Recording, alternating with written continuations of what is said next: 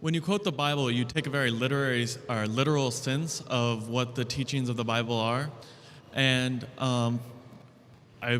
for the past 500 years, we've taken it more as parables and stories that it shouldn't be taken literally, but for the actual meanings behind it. And then my question is there anything like a movement in that in Islam where instead of taking a literal sense, it's just taking the morals behind what the Quran has to say? The brother asked the question that I have quoted the Bible and I take everything literally, but since the past few hundred years, there are parables. There are even parables in the Quran. There are parables in the Quran. But if the Quran says something literally, many a times you can understand that one word may have various meanings. If a word has got 5-6 meanings, either all the 5-6 meanings are correct or maybe you have to take one meaning only. But that does not mean the Quran says something else and you take the opposite meaning. There are parables in the Quran also, many parables in the Quran. But that doesn't mean it literally goes against the Quran. So what the Quran says and the Bible says, if the original Injil, the revelation which was given to Jesus Christ, peace be upon him, it was sent as a guidance. So what is mentioned, you have to follow it. Yes, there may be certain times that there may be other meanings which may also be right. But that does not mean what is the normal meaning that should not be taken. Yes, brother. Like, for example, you were quoting Leviticus about the clothing in Christianity. But in the later teachings, Jesus talks about just being modest and be modest for yourself. And so that a Christian would take not the literal meaning of you need to cover up, you need to not have the loose clothing, but just say that in modern society, it's a different idea, that modesty isn't the same. Very good. See, I really like your question.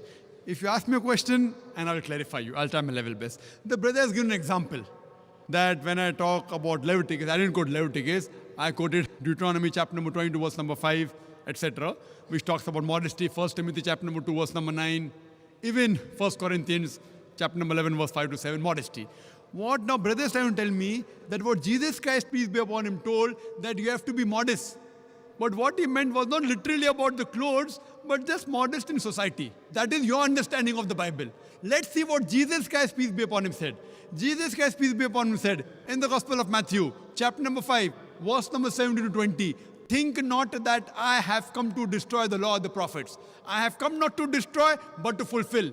Until the heaven and the earth pass away, not one jot or tittle shall pass away from the law until all be fulfilled. And whosoever shall break one of the least commandments and teach men to do so shall be called least in the kingdom of heaven. And whosoever shall keep the commandments and teach the same shall be called great in the kingdom of heaven. Unless your righteousness exceeds the righteousness of the scribes and the Pharisees, in no way shall you enter the kingdom of heaven. This is a verbatim quotation from King James Version. I'm speaking from my head. It's a verbatim quotation from King James Version, Gospel of Matthew, chapter number 5, verse number 17 to 20. So Jesus Christ says that even if you break one jot or tittle from the law, from the Old Testament, you shall not enter the kingdom of heaven. So when the Old Testament says the woman shall not wear clothes that which pertain to a man, and a man shall not wear clothes that which pertain to woman. Now tell me, Brother Zakir, that's the literal sense. Now the society is changing. So Jesus Christ said, peace be upon him, if you break one law, jot or tittle, you shall not enter Jannah. Now, do you mean to say that Jesus Christ, peace be upon him, came to misguide us? Not at all. He clearly said that until the heaven and the earth pass away, not one jot or tittle shall pass away until all be fulfilled.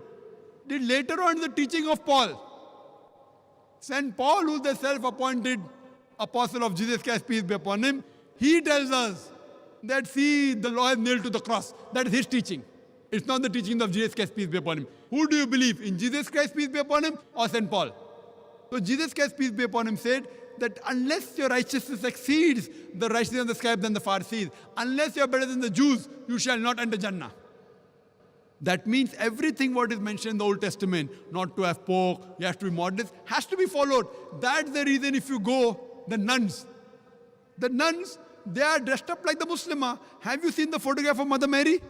She is completely covered. Her head is covered. Up to the wrist, up to the ankle. I am sure in future you may have, God knows, Mother Mary may be wearing skirts. That is a later development. But the true photograph, if you analyze, same thing with the nuns. The nuns are properly covered. Why? So in Islam, every Muslimah is a nun. Every Muslimah, in terms of piety, she has to be pious, she has to be modest. So what I'm telling that if Christian means a person who follows the teachings of Jesus Christ, peace be upon him, then we Muslims are more Christian than the Christian themselves. Yes, brother. Well, how the question was supposed to be about how modern societies interprets these religions and incorporates them into our society.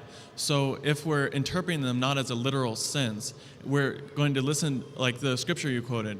It would just say, it would be how you feel that Jesus meant by that saying, which would be that we should follow the teachings of the Old Testament and maybe not literally, and we should think about what he means by the laws of what to wear. So when he says follow all this or you can't go to heaven, modern person after the Reformation would think would be that it's what he interprets it Brother, as. if I agree with you that in every modern age we try and reinterpret, then what's the use of the Bible?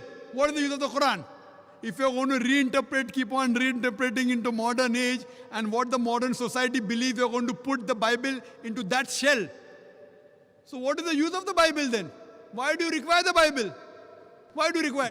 What you can say that if science and technology advance, you can understand the Bible better, understand the Quran better, I've got no objection. But if you tell me depending how the modern society behaves, you have to reinterpret the Quran or the Bible, it is totally nonsense. God is our creator. He knows what is best for us. Do you mean to say that God did not know? You are limiting God. That means you are trying to tell me that God did not know that the society is going to change. If you analyze the Quran, though it was revealed 1400 years ago, you cannot point out a single verse of the Quran which is against modern established science. Do you know that? However much the science has established, however much the science advances, it will never be able to prove even a single verse wrong. Yes, it will be able to give a new dimension.